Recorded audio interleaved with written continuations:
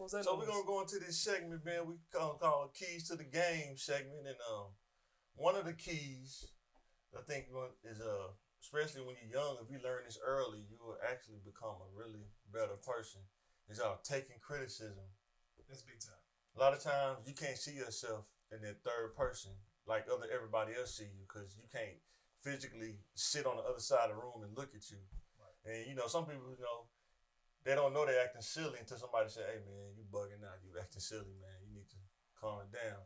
But you didn't know that. You just felt you was on a roll. You feel like you're on a roll. You know what I'm saying? So what y'all think about that? Taking criticism. And I think you made a good point. Like, we don't see ourselves. That's I mean, right. You got to think something was invented a long time ago called a mirror because we don't see ourselves. And we have all these, I could imagine what they did before mirrors, but we see ourselves a certain way, even when we're not looking at ourselves. We wake up in the morning, before we wipe the crust out of our eyes, we feel like we look a certain way. And then we look in the mirror like, I need to wash my face. I need to brush my teeth. I need to do these things. But we don't feel like we need to do those things until we look at the mirror. So I think the self-reflection aspect of taking criticism was a good point that you made. Yeah, I think that when you're looking at taking criticism, hey, whether you're an athlete, whatever you're trying to do in life, you have to be able to take criticism. But there is a skill to taking criticism. It's not anyone just, really trying to hurt you. Most of the time, constructive criticism, it may come off a certain way that you may feel. Here we go, getting into emotions again. That a person, oh man, they shooting at me. But the reality to it is, this is to make you better, right? And so I think, that's something that you have to make sure that you understand that this is to help you get better. Right. And thinking about that when listening about criticism, sometimes when you're growing up, people might say something like, "Hey man, you if you would do this, you could be better." You have to have that filter of thought to know if somebody's coming at you from a good place. You know what I'm saying? Or they're coming at you from a malicious place. But that comes with building trust and rapport with people. So you got to be able to have feedback from other people so you can know where to grow with. Because you can't watch yourself 24/7. You may think you can, but you can't do it. So that goes back to that mirror's perspective. You look at yourself in the mirror in the morning, and you just assume midday that you look the same. We're not able to actively or have a live feed of ourselves or how we're looking or how we react. Once we get in an emotional space or maybe get influenced by something else, whether it's sugar, alcohol, or whatever, or just being nervous. And he mentioned skill, and he mentioned whether it would come from a negative or positive place. A lot of people look at criticism, and I mentioned earlier about how can hating come from a positive place.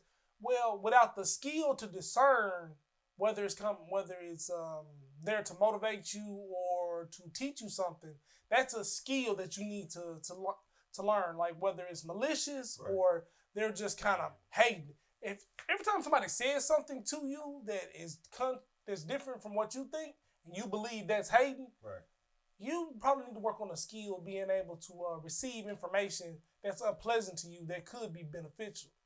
Being coachable is one of those things. If your coach is telling you, "Hey man, when you run, you need to work on your form," or this and that, our coach always hating on me.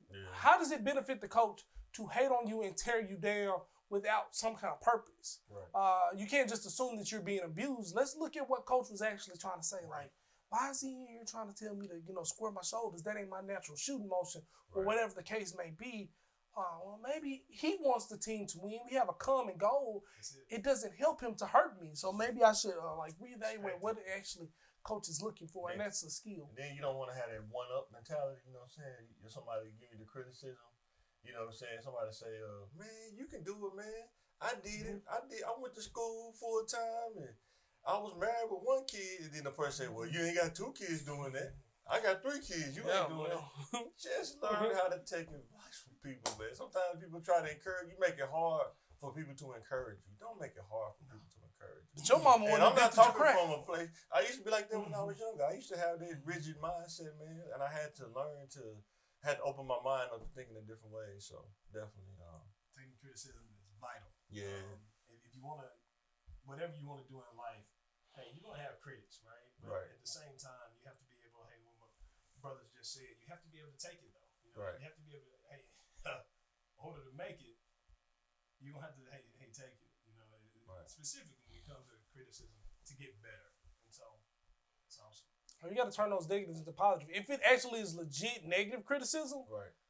that still doesn't give you the right to go off or to act immaturely. You got to take that, turn it into a positive, and keep kind of moving forward. I understand it's hard when you go to work and somebody's constantly critiquing you and it's just negative and this and that, and it's your clothes you wear.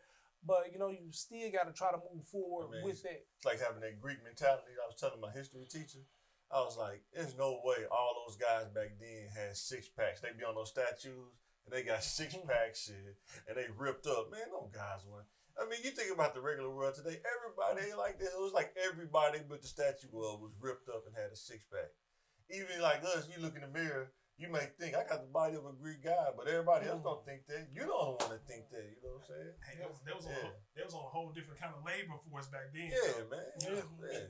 Even back then, like, this is crazy. Like, make me a statue, but you better make it look good. Don't make it look like how I really look. It's pretty crazy. Yeah, and I mean, statues were different back then. If you were wealthy, you were fat. You were fatter. You know what I mean? Because you had enough money to afford the food. You know what I mean? Exactly. So a lot of people was probably frail. You know what I mean? Because if you were bigger, you would want them to show you being, you know, bigger as a show of your wealth. And that's the thing. During the times change. You know what I mean? Even physical standards and physical norms will be different. You know what I mean? We look at the 80s. You know, we thought Heavy D was heavy. And I'm looking at the fat boys who are supposed to be the fat boys of rap, and you know now we looking like them dudes ain't that big. We look at what's that my 600-pound situation. You know what I mean? So